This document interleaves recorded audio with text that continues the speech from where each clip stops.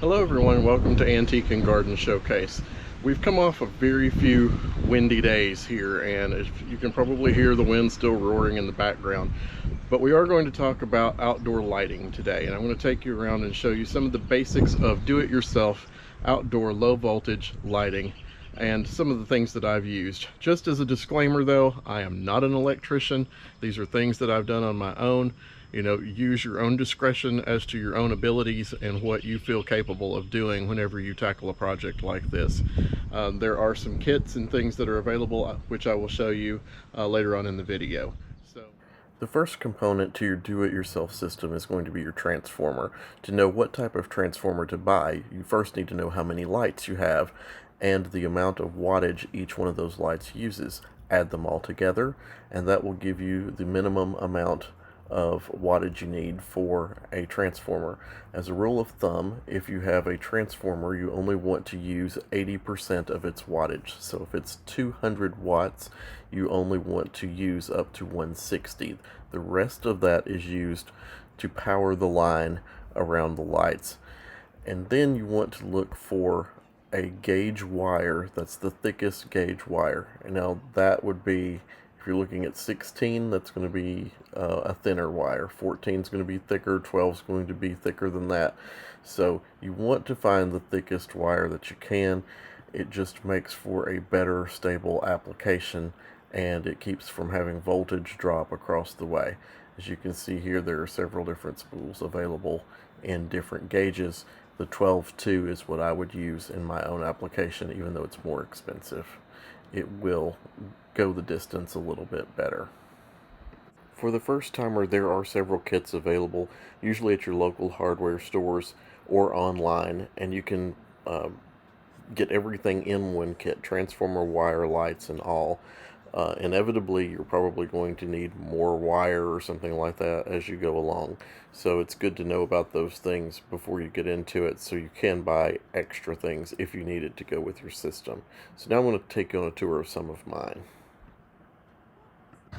So the first low voltage transformer box that I'm going to talk to you about is this one that's right here. This one has a flip up lid. It has a manual style timer on the inside. The pins that are in here are your on and off pins, so you can set those to come on at the time that you would like. I have mine go on at, let's see, it comes on at 8 p.m., goes off at 1 a.m., comes on again at 4 a.m. and off at around 6:45, looks like is what I have it set at right now. And of course you can change that depending on what you want and whatever your situation is. This particular box does not have a photocell, which means it does not do dusk to dawn on its own automatically, so you have to set the time in this particular one. Now the lid tells you exactly what you're allowed to do on here, and you can get 11 lights at a maximum 11 watts each, so you're allowed 121 watts on this particular timer low voltage unit. Now with LEDs, that means you can get a whole lot more than 11 lights on there. You just cannot exceed 121 watts on this particular system. Now this is what I call probably zone 3. This box runs a floodlight in the back here, another floodlight right over here. And then we go around the lower garden room. It runs this floodlight. Sorry, I've not done maintenance back here, so things are looking a little rough. This floodlight, this one, and the one over here. Now I'm anticipating adding onto this system and putting some tree lights over on this side and lighting up this side of the house a bit more than I have. So I may actually move the power pack that's on the front of the house back here because it can handle more wattage and I can get more lights on that particular system. Under the deck I have two different boxes here. One does the zone over by the hillside garden, and the other one powers the deck. This one I think is for the deck. This one's for the hillside garden because this particular box, and I can't get down there for you to see it, there's so much stuff back here. You can probably see there's a little LED number right there that has an A in it for automatic, and then right beside of it is a Photocell. So this one does dusk to dawn, and that's how I have it set. So the minute the light lumens go down at night, it kicks on. The minute they come up in the morning, it turns itself off automatically. Kind of liking this. If I have to change them out, I may go to these all the way around. It just simplifies things and you don't have to deal with timers. This one, again, another timer box. It has the pins in it, so you can pin when you want it to start and stop. I don't know the ratings on this particular one, how much it carries. I know it carries just enough to do our deck. All right, so this particular box right here, I'll show you quickly. It powers all of these deck lights all the way around the deck, up and across the railing up there. It also does the post lights. I have one light on each post as you go down. So that one controls that. The one with the photocell actually controls these lamp posts. I have them wired into low volt for night. And it also goes across, if I can get out the gate, which is stuck in my window. There we go. This is not a real professional setup down through here because I've just kind of got the wire strung right now. This was a last minute thing last year I put together. But these floodlights right here highlight the tree. So I'm under the magnolia, the one that should be blooming really pretty pink right now, but is not. So I have two on this tree that lights up this really pretty multi-trunk at night right here. So there's another one. The wire ran out, so I have this as a connector that I use to connect an extra wire on. And I'm planning on putting this wire under the paper eventually.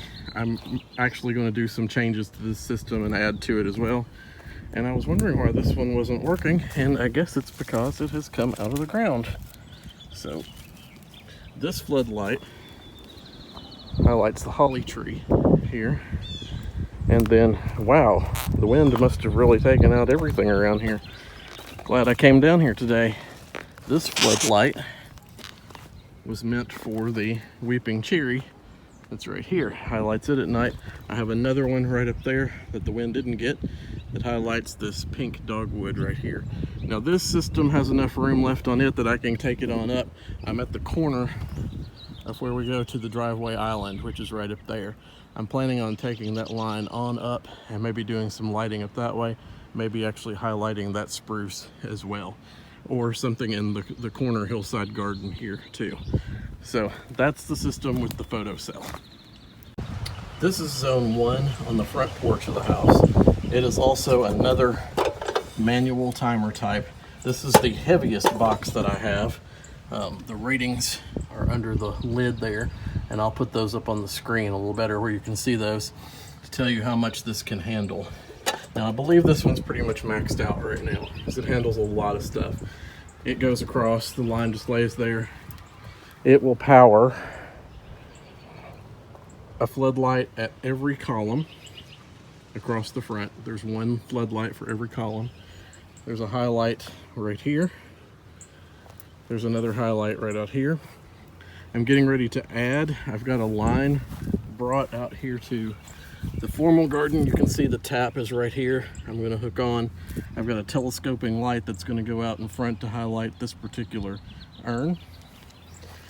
This low voltage system also goes down and runs every light on this wall. I converted, and I'm sorry, these are dirty, they've not been cleaned.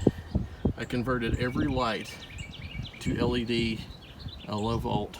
When we built this wall and had it put in, it was electrified for those particular things. So each one of those. So there are 8 lights in this wall. There are our side marker lights on the other side. So 8 lights there, 2, 4, 6, 8 floodlights here. We have one that's going in the formal garden. And also these outdoor speakers, they recharge on battery at night in the low volt system. So I can have outdoor sound that recharges every day. It runs about 8 hours on a charge, so it's kind of convenient. Unfortunately, I don't think they are making those anymore. Those were Hampton Bay from Home Depot. But anyway, this system is pretty much tapped out, and I'm going to put a larger power pack down here on this one so I can run more electric over to this particular bed. It needs a floodlight out there. I hope you found something in this video helpful as you try to plan your own outdoor lighting system. Thanks again for watching the video with the Antique and Garden Showcase. Glad you're here. Leave me some likes, comments, and please subscribe if you'd like to see further content. Also hit the bell right below. Hope you have a wonderful week, and I'll see you in the next video. Bye.